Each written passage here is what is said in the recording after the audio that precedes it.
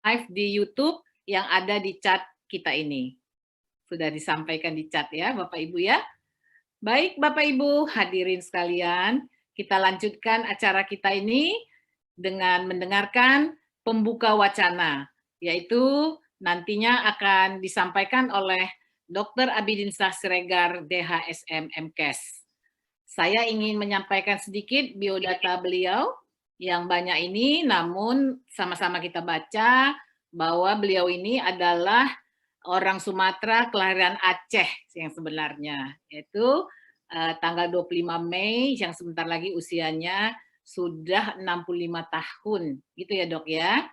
Kemudian beliau ini S1-nya di Fakultas Kedokteran USU, demikian juga S2-nya di program Pasca Sarjana, kemudian S2 ngambil lagi di AUSI, dan kemudian masih melanjut ke UGM, dan segala macam pendidikan yang dijalani. Beliau sekarang saat ini adalah pejabat fungsional ahli utama, yaitu Widya Iswara di Diklat BKKBN.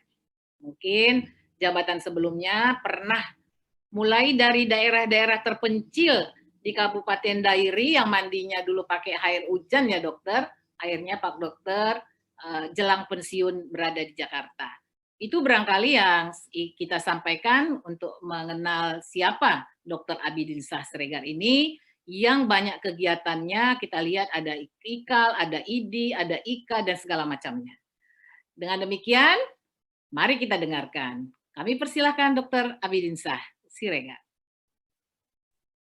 Baik, terima kasih. Assalamualaikum warahmatullahi wabarakatuh. Selamat siang, salam sejahtera untuk semuanya.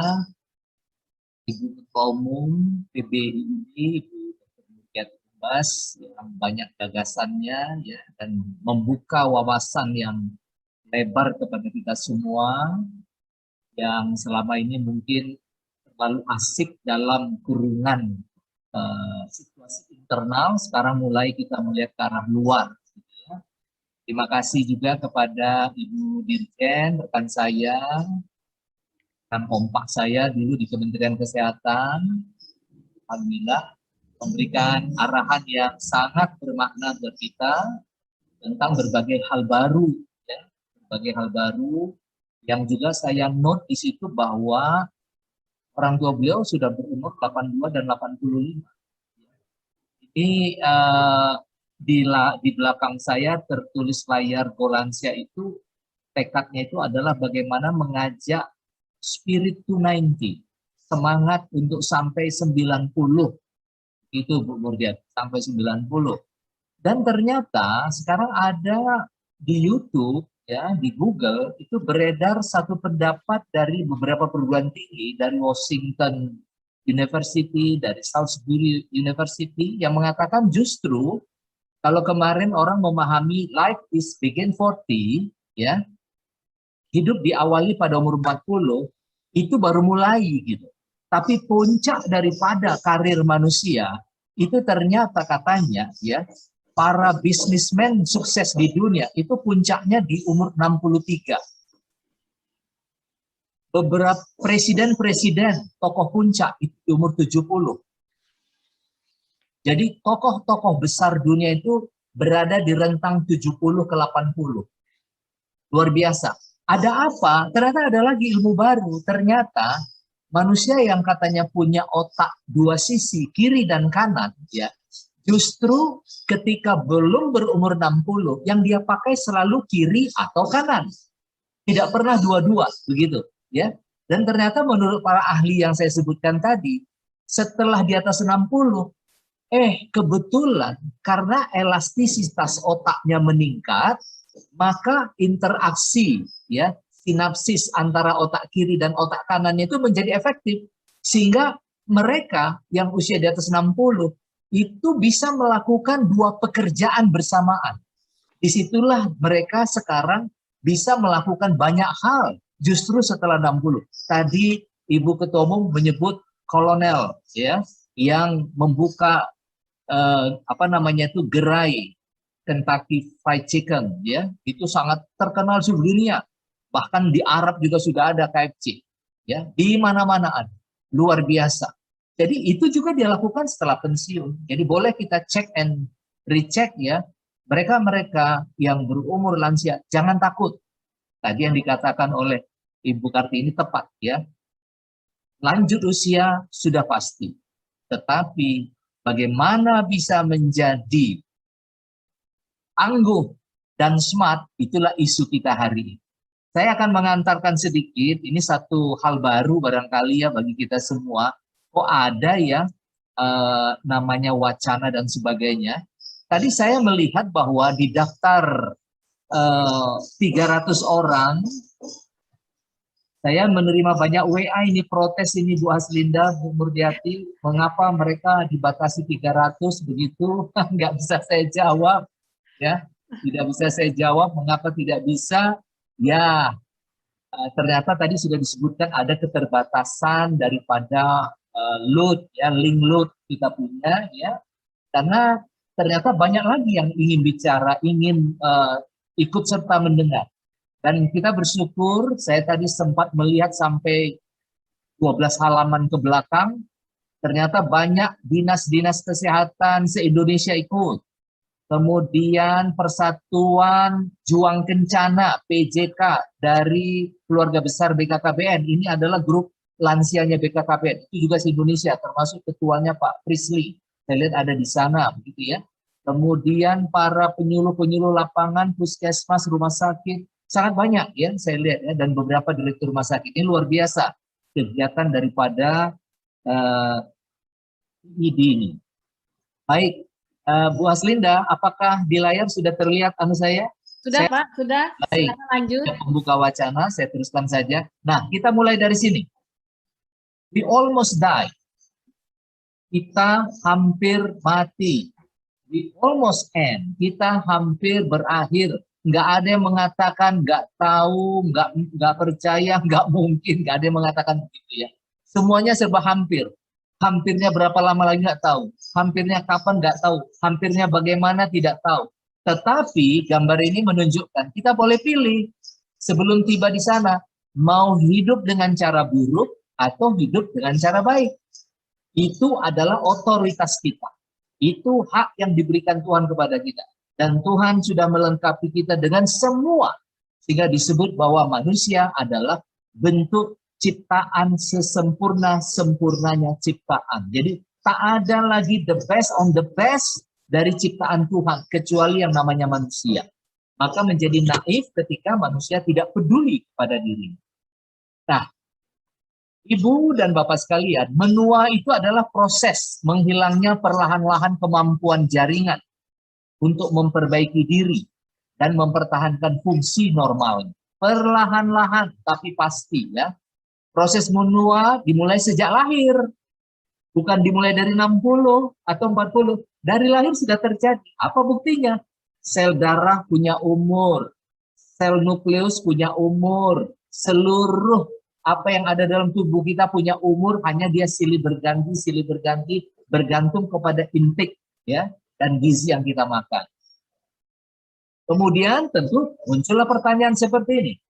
Teruskah aku melangkah sampai terhenti atau menyempurnakan yang sudah kucapai?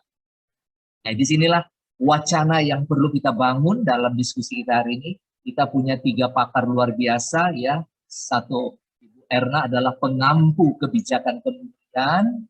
Kemudian Ibu Dr. Nina adalah pengampu keilmuan daripada geriatri, ya, sangat paham itu. Dan abang saya, Pak Sudibyo Alimusto, ini memang jagonya dan kreator dalam banyak program terkait dengan lansia. Nanti kita dengarkan beliau-beliau. Jadi pertanyaan penting buat kita adalah, teruskah langkahku sampai terhenti? Kata ter menunjukkan sesuatu yang terjadi sewaktu-waktu dan di luar kemampuan kita. Kata ter, ya, kata ter, awalan ter adalah sesuatu yang terjadi di luar kemampuan kita. Atau menyempurnakan yang sudah kucapai. Diawali kata me itu kata kerja yang kita lakukan sendiri. Artinya, di saat penyempurnaan inilah kita bisa melakukan sesuatu, memperbaiki seperti apa perjalanan hidup kita. Manusia terlahir sempurna, semua serba hidup, sumber hidup tersedia, tidak ada yang tidak tersedia. Ada pepohonan, Ada cahaya matahari dengan fotosintese keluar oksigen. Maka terasa begitu sejuk dan begitu enaknya bernafas di bawah pohon. Kenapa? Karena dia adalah produsen and distributor oksigen di bumi ini. Gitu ya. Dan kita mengeluarkan CO2 yang dia tarik, dia butuhkan untuk fotosintesa lanjutannya. Luar biasa kerjasama kita, simbiose kita dengan tanaman. Tugas kita hanya menjaga kualitas. Kita lahir udah bisa nendang. Coba bayangkan, saya pernah mengatakan bahwa andaikan pertemuan sel sperma dengan sel telur beratnya 1 gram, dia lahir 3.000 gram, 3 kilogram atau 3.000 gram. Artinya apa? Di dalam perut ibu 3.000 kali expanding prosesnya. Coba. Tapi setelah kita lahir berat 30, paling tinggi rata-rata 60, cuma naik 20 kali. Nah, mari bayangkan begitu hebatnya proses pertumbuhan dalam perut seorang ibu sampai 3.000 kali lipat dibandingkan setelah dilahirkan cuma 20 kali pertambahan berat badannya dari 3 kilo menjadi 60 kilo. Nah, persoalannya adalah apa yang mau kita jaga? Kualitas yang dibawa sejak kita lahir. Kawan-kawan sekalian, setiap kita adalah pemimpin. Semua ajaran agama mengatakan begitu. Dan kita akan dimintai pertanggungjawaban daripada apa yang kita pimpin. Yang kita pimpin itu apa? Bukan bawahan, tapi diri kita. Kita memimpin makan apa, minum apa, tidur jam berapa jam tidur, temannya siapa, pergaulannya bagaimana, pola hidup bagaimana, gaya hidup seperti apa. Itulah kepemimpinan yang sebenarnya. Bukan memimpin orang. Tidak semua orang memimpin orang. Sekurang-kurangnya memimpin keluarga. Tapi yang paling rumit, memimpin diri sendiri. Itu kata kunci yang perlu kita perhatikan. Gambar berikut menunjukkan waktu mengubah peran.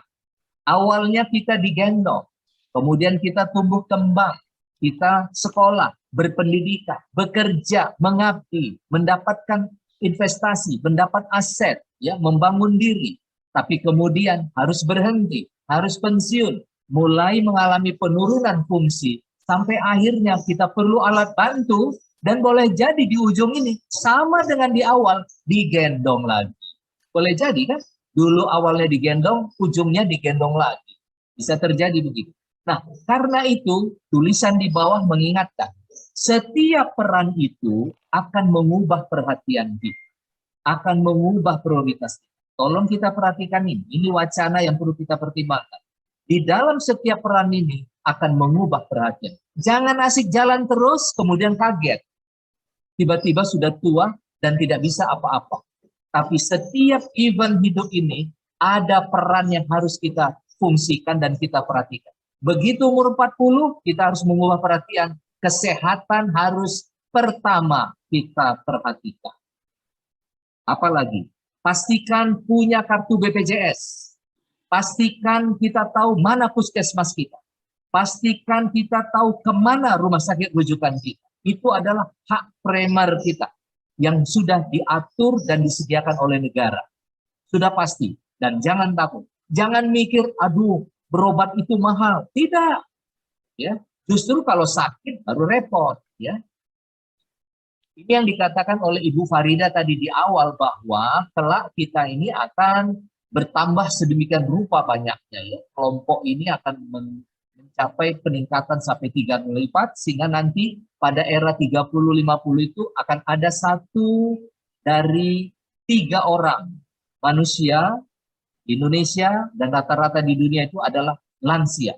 1 dari 3. Saat ini sudah 1 dari 4, karena sudah di atas angka 25%. Sekarang sedang menuju 30, nanti akan tembus 30, maka 1/3. Ya, bayangkan 1/3, rame banget ya, yang tua. Pertanyaannya, tuanya seperti apa? Kalau kita lihat di sini penyakit tidak menularnya, mereka biasanya punya 10 penyakit. 10 itu apa? Diabetes, hipertensi, gangguan kesehatan jiwa seperti depresi, demensia, cemas, sulit tidur, gangguan penglihatan, gangguan pendengaran, gangguan nafsu makan. Ada 10. Lebih barangkali ya. Jangan kita anggap sakit apa? Hipertensi. Nah, di belakang hipertensi itu jejer yang lain. ya, hanya kita mungkin belum waspada.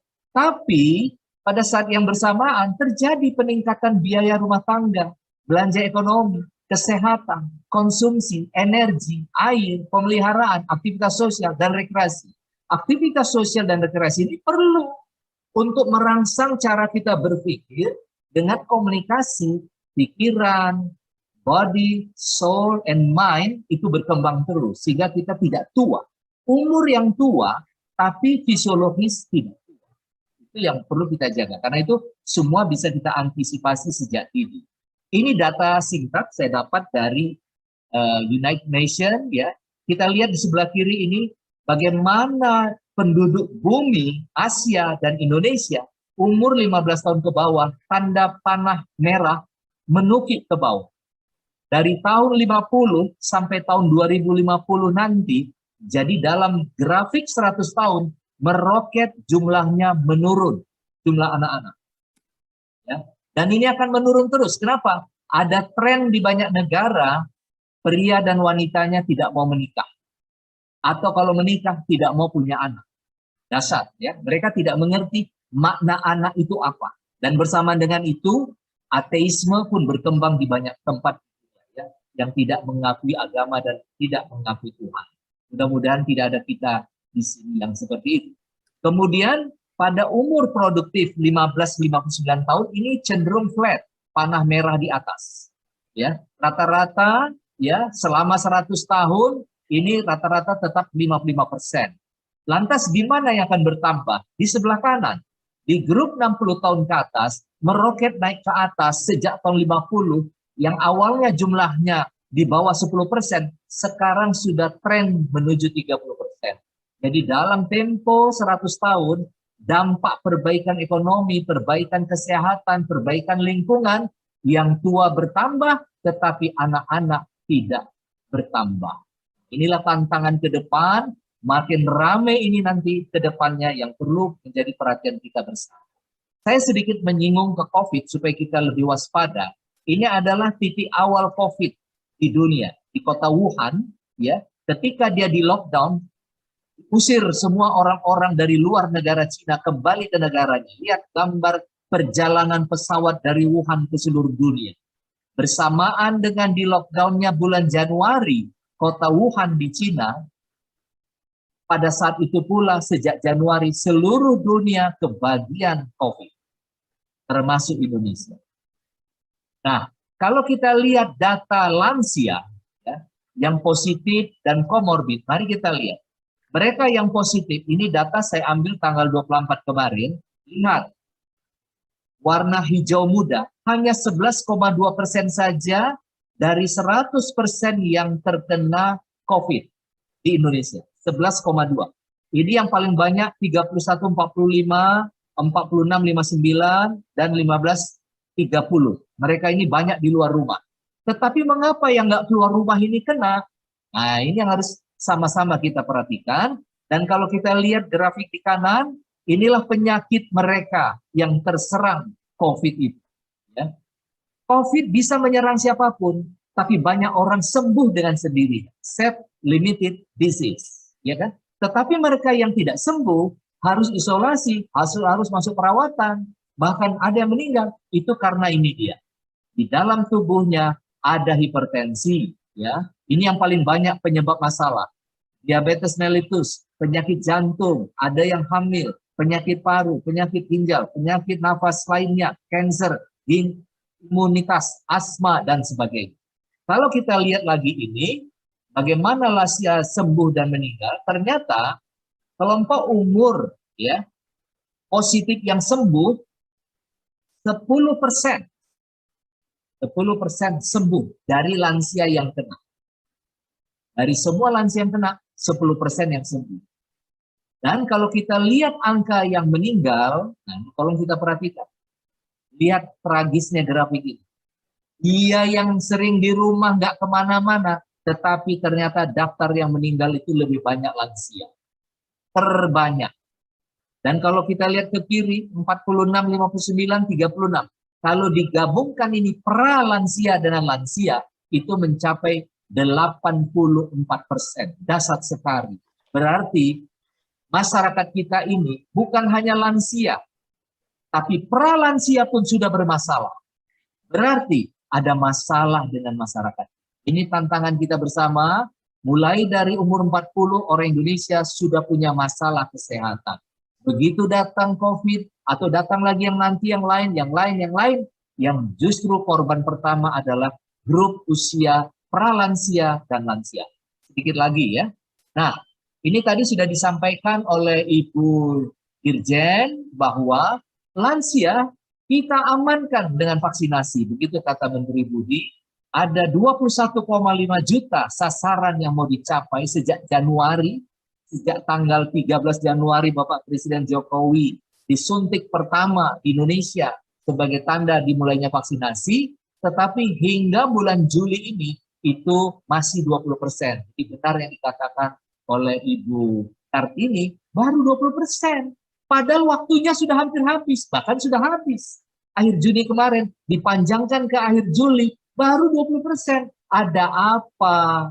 Kok sudah kondisinya buruk, nggak mau divaksinasi? Tetapi menurut para ahli diduga pesan ini tidak sampai kepada para lansia. Kenapa?